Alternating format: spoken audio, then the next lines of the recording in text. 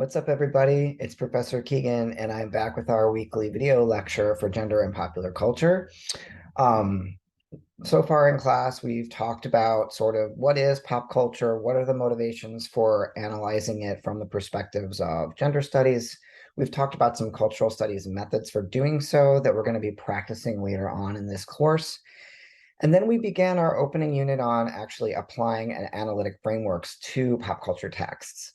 Um, so, last week I had you think about intersectionality and practice a little bit analyzing Marilyn Monroe performance, Diamonds Are a Girl's Best Friend, using the concepts of the male gaze and feminist analysis. We're going to dig further into those ideas today. So basically, we're extending our discussion of gender, analyzing gender in pop culture by talking about visual pleasure. Visual pleasure meaning the pleasure we get from looking, right? As you can see with this image, right, there are styles of visual pleasure. The dominant one in our culture is visual pleasure arranged for the male gaze. So we're practicing more with the male gaze. We're digging into an academic article about the male gaze in film analysis particularly, but the theory of the male gaze is broadly applicable to other kinds of visual media and visual texts. So I'm going to talk a bit about that article to help you unpack it further.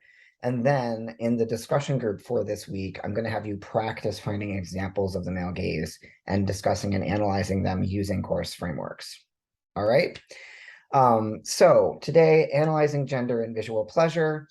I had you take a look at an excerpt from a very famous film analysis, a piece of film theory by a film theorist named Laura Mulvey, who's really one of the founders of feminist film theory.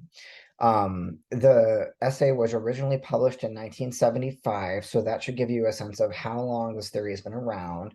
And also that it's coming on the heels of a period of cinema we like to call classical Hollywood.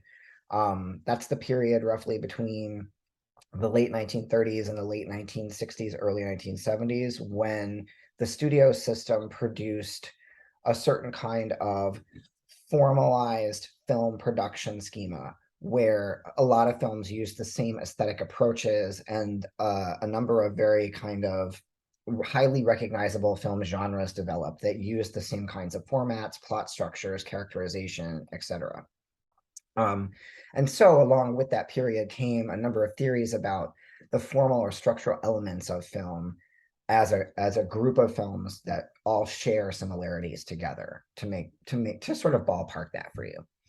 So in the 1970s, the system started to break down, and there started to be a bunch of sort of radical critiques of the way that cinema organized gender, sexuality, race, aesthetically.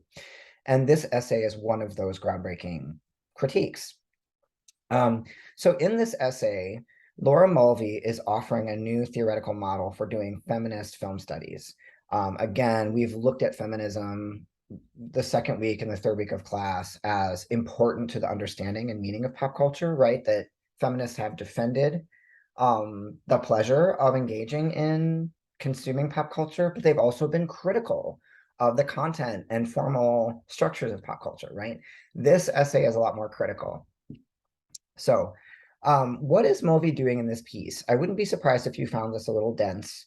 Don't worry about that. I'm going to explain today the parts of it you really need to grab onto. So I would encourage you to highlight those areas, take some notes.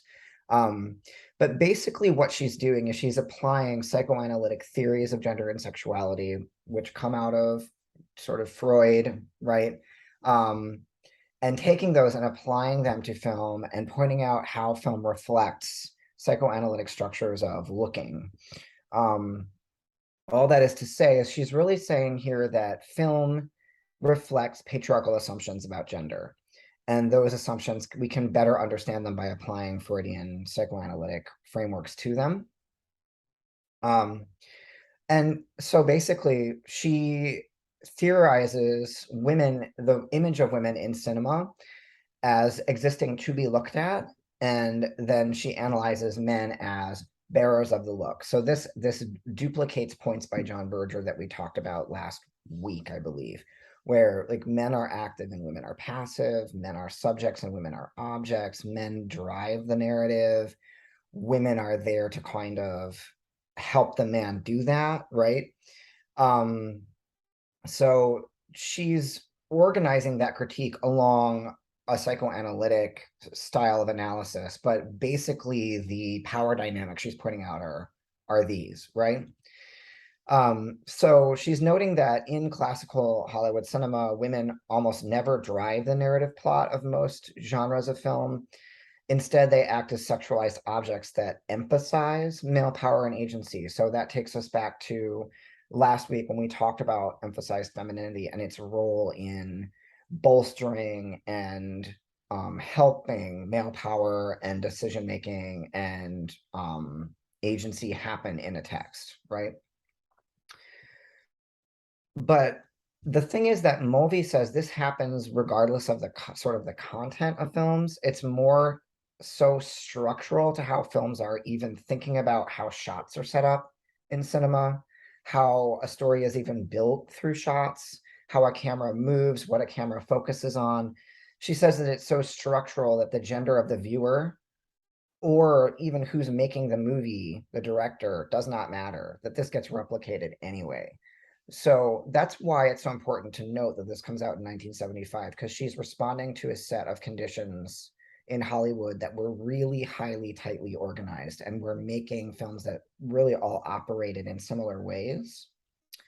So she says that the camera formally constructs for us a male orientation to the image automatically, despite who we are or how we might want to look at a film. Mulvey suggests the only way to change these meanings, therefore, is not necessarily to change casting or get different audiences in the seats or give opportunities to other directors. She's saying that film form itself needs to be radically disrupted.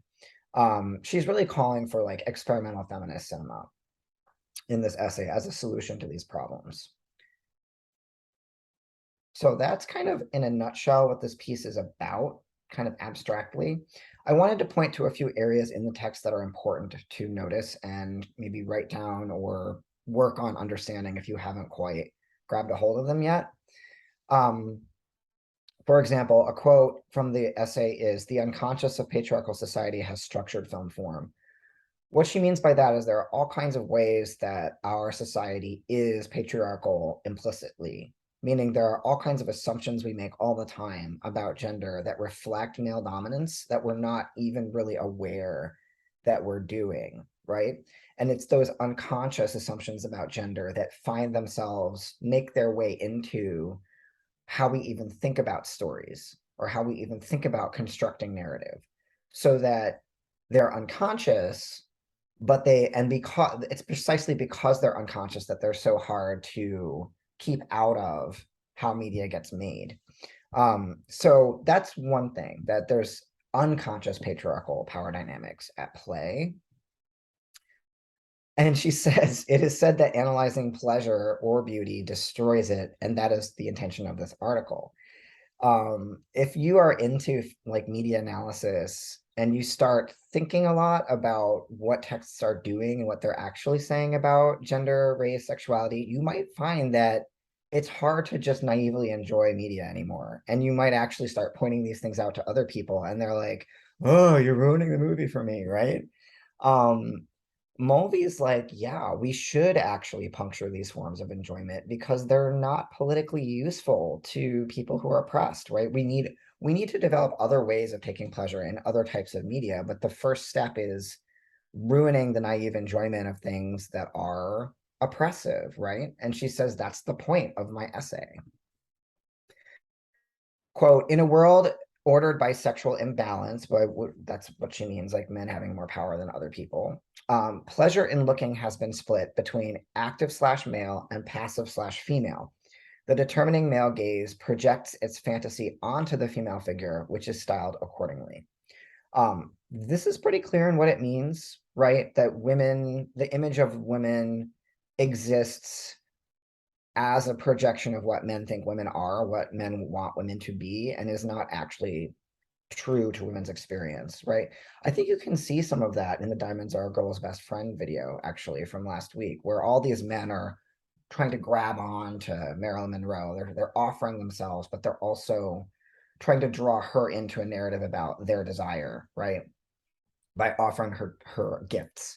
And she's like, no, no, no, right? And she rejects that sort of advance and tries to make space for her own fantasy of pleasure and power in a different way. Um, that that piece is so much about male projection and feminine display, but also women's understanding that their own lives are separate from what men think is going on for them, right? And that can be exploited in certain ways.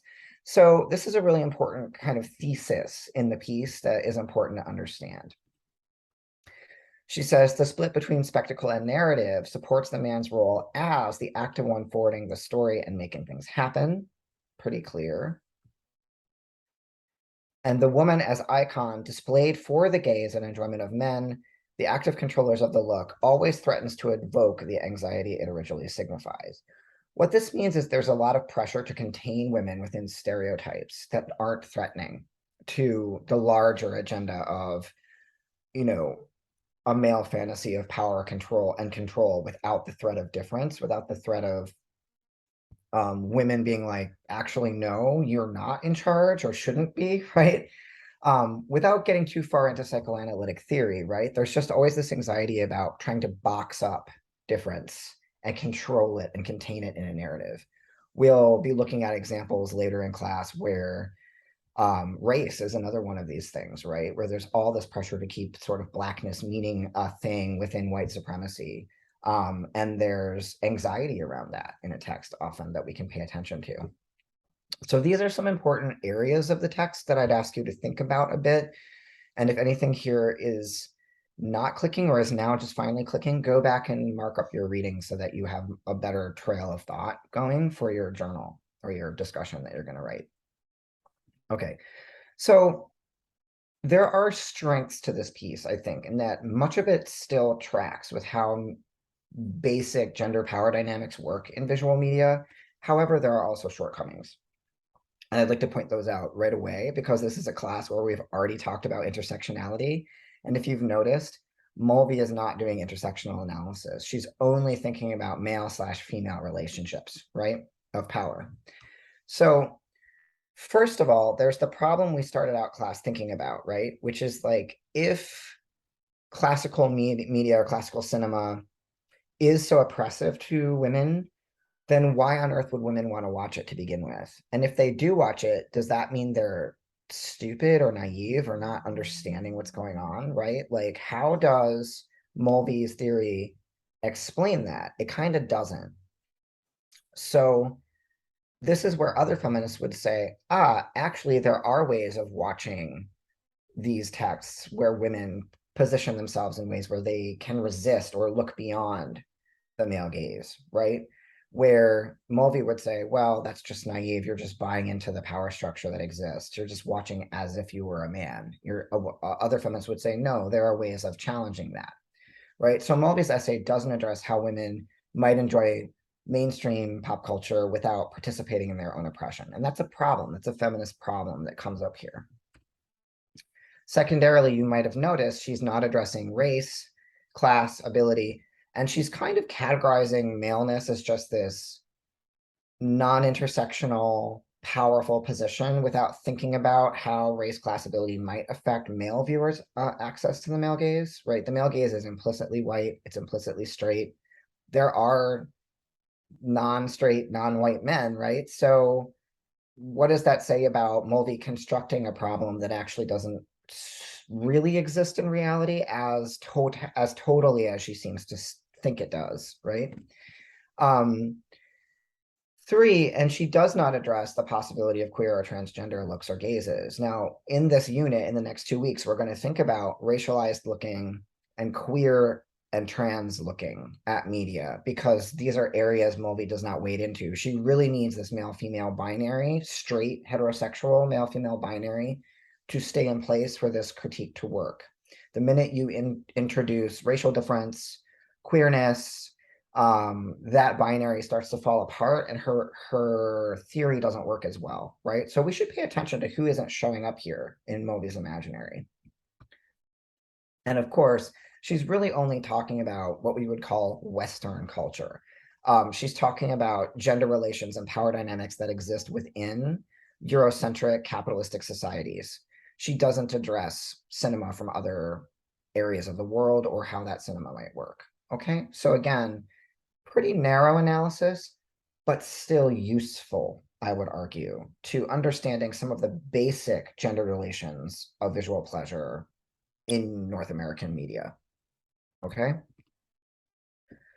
Today, is this still useful? Yes, I would argue yes. I mean, cinema has changed a lot in some ways since 1975. I mean, we still do have a very centralized number of major studios that make movies that all kind of look alike, that all kind of share similar themes. The market for filmmaking is very consolidated, much like it was in the 1960s, 50s, and 60s, where you can only make these huge movies that need to make a ton of money and need to appeal to really mainstream audiences, right? However, the content has shifted and the viewership has shifted. So men don't dominate cinema as much as they used to. So we do have examples of, right, non-objectified active lead women characters, not as many as male characters, right? We still don't have many female superhero movies, even though we have so many superhero movies, right? Why is that? It's because the audiences assume to be male, right? And they want to look at, they don't want powerful active women, they want powerful active male images, right? It's still structured by what men want to look at. But we do have examples of non-objectified active lead women. We're going to be watching Mad Max Fury Road and analyzing it in this class at the end of the semester. And here's an example of a lead character who is female, but shot a lot like a man would be, right? So kind of put that in the back of your head for later when we get into more complex analysis of this. And we also have overt objectification, sexual objectification of men, although I think this is from a Thor movie, but that objectification often emphasizes male power, right? Their powerfulness, their strength, their virility. So it's not quite the same as a sort of emphasized masculinity. It doesn't exist to emphasize anything but itself. And so therefore it's not necessarily as equivalent to emphasize femininity as we might think, right? And so both of these shifts acknowledge the increased power and influence of feminist analysis of media, that women don't necessarily want to go see movies where all women are objects, passive to men's control and desires, right? So there are some shifts and changes. However, the basic visual dynamics of man equals looker active and woman equals object passive are still there if you look for them. And they're especially still in advertising, as well as having spread into new media formats like digital media. So we've moved things a little. Things have gotten a little more flexible, but these basic dynamics are still worth looking for and noticing, I would say. So what I'm going to have you do to prep for your discussion group is, first of all, I've linked a video below this lecture in our Blackboard site that I'd like you to go over and watch. It's about 7 minutes long, and it's about the male gaze in video games. So if you think movies have gotten better, what about a new media format like video games, right? We're going to be playing a video game later in class. I'd like you to start thinking about them a bit. So I'd like you to watch that first. And then last week, I asked you to start looking for examples of the male gaze in pop culture that you are consuming or running into, right? So in order to prepare for that discussion today, tomorrow, I would like you to gather at least 2 instances. If you don't have them yet, find them, 2 examples of what you think reflects a male gaze. Take a screen grab, get a link, create some kind of way to share that. And then I'll put a more complex formal prompt over in the discussion area, but I'd like you to be able to share these with your group and offer some analysis of them using course concepts that we've gone over the last 2 weeks. Okay, so Get that stuff together, and then once you've watched the video and thought a bit about your examples, travel over to the groups and discussions tab to get started on your discussion for the week. I will be loading more materials in for Monday on race and gaze. We're going to be talking about the oppositional look in Black feminist analysis of media. Okay. I hope you have a great weekend, and I'll talk to you soon. Send me any questions via email.